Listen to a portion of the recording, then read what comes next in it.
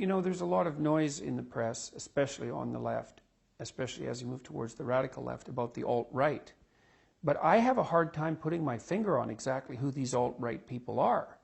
You know, if you look at the radical left, it's obvious that they have a stranglehold, I would say, on the universities, especially the humanities and social sciences, and that one of the consequences of that is that the doctrine that those entities has been producing is spilling over into society to a large degree.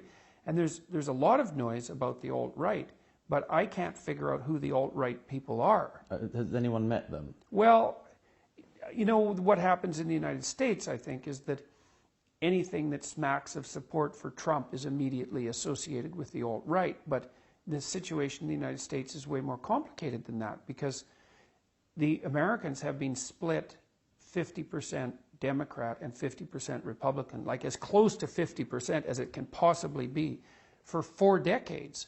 And so I don't see that the election of Trump indicates the rise of something approximating even right-wing populism in the United States. It's more complicated in Europe because the border and immigration issues are much hotter topics in Europe. And I do think that it seems to me that there is a rise of ethno-nationalist parties on the farther reaches of the right in Europe. Something like that, yeah. Yeah, but it's so difficult to get accurate information now, perversely enough, that it's very difficult to evaluate.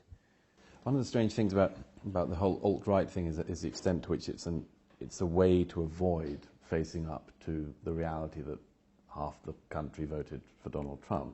It seems to be some kind of coping mechanism. And I noticed a little while ago when you were doing Bill Maher's show, you mentioned when you got onto the panel bed that perhaps you went down a level underneath the one that the panel wanted to talk about, which was just riffing on the awfulness of Donald Trump. And I think you rightly pointed out that, you know, we can all play the game of who can be rudest about Donald Trump, but you tried to go down to the level of what would you do if you took the president away from the people who voted for him by indictment or whatever it would be, whatever the mechanism. And they seemed utterly baffled by your question. Well, they were stunned at the fact that someone would pose that question. I mean, I sat there and I thought about that for a long time, whether I would ask that question, because I knew I was jumping out of the game that they were all playing. It's like, well, you have to live with these people.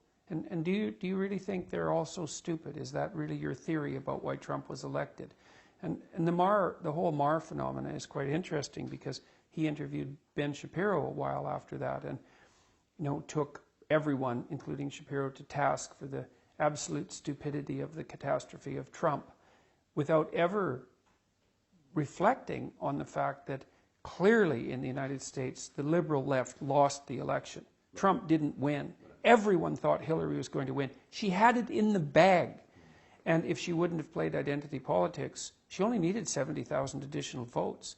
If she wouldn't have played identity politics, she would have won. And Maher, when he went after Shapiro, took no responsibility whatsoever of the failures of the liberal left. It was all, well, the stupidity of the people who voted for Trump. And my sense, because I've talked to many, many people who voted for Trump, is that it isn't like people on the center right and the right, the Republican end of the distribution, were overwhelmingly impressed with what Trump had to offer.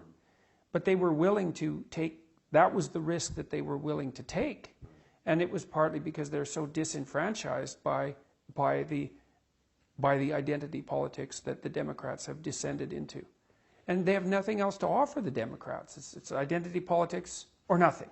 Do you think, because to an extent, I mean, the Trump Brexit phenomenon is often uncomfortably put together. There are lots of things that make them different, but one of the things that makes them similar is this attempt by people to push away any attempt to explain what has happened, to come up with reason after reason other than the possibility that half of the people have a different view of politics. And there seems to be some kind of coping mechanism going on that to keep pushing away that realization that your own side has got some fundamental misunderstanding. Yeah, well, it's easier. And I think it's very easy for people who don't want to evaluate their own beliefs to assume that everything that the other side is saying is a consequence of their personal moral failings and their ignorance and their malevolence, basically. And it's not helpful especially it's not helpful. I particularly think it's unhelpful in the United States because it isn't obvious to me that the underlying dynamic has really changed that much, given that it's been 50-50 for 20 years and it was 50-50 in the last election. So